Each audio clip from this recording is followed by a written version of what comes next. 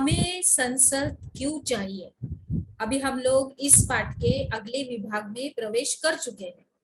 तो चलिए बच्चों, अभी हम लोग आगे बढ़ते हैं। राष्ट्रीय सरकार का चुनाव करना। भारतीय संसद में राष्ट्रपति और दो सदन होते हैं, एक है राज्यसभा और दूसरी है लोकसभा।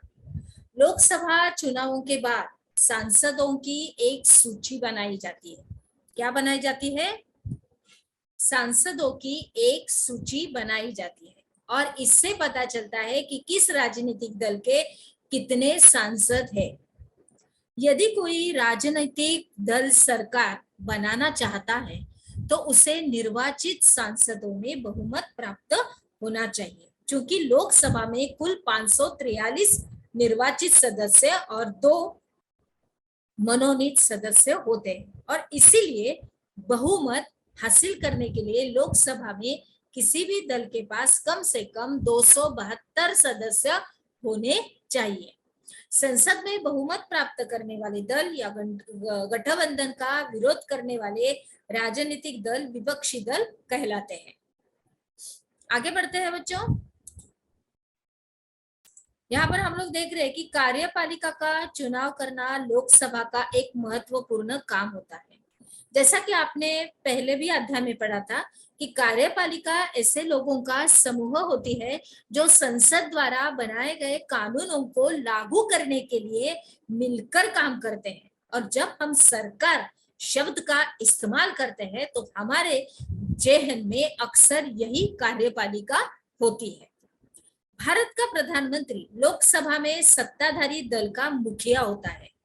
प्रधानमंत्री अपने दल के सांसदों में से मंत्रियों का चुनाव करता है जो प्रधानमंत्री के साथ मिलकर फैसलों को लागू करते हैं और ये मंत्री स्वास्थ्य, शिक्षा, वित्त इत्यादि विभिन्न सरकारी कार्यों का जिम्मा संभालते हैं। हाल के सालों में काफी बार किसी एक राजनीतिक दल को बहुमत नहीं मिल पाया है, जो कि सरकार बनाने के लिए एकदम जरूरी है।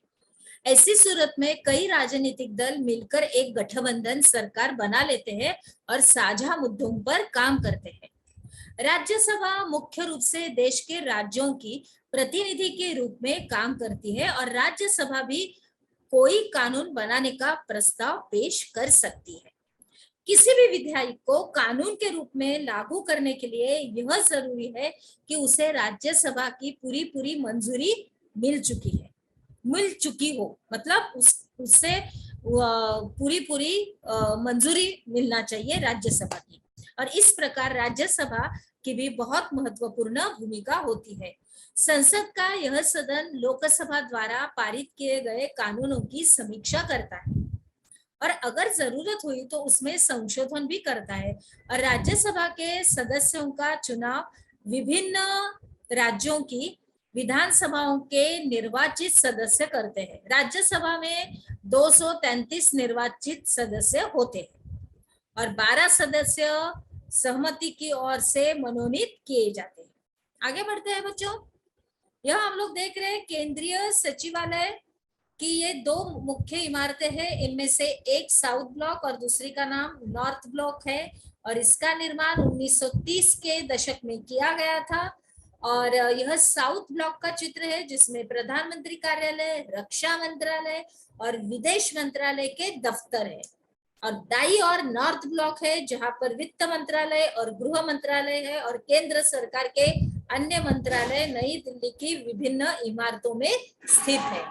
आगे बढ़ते हैं बच्चों। हमने क्या सीखा के अंतर्गत राज्यसभा के बारे में लिखी है। तो चलिए आगे बढ़ते हैं।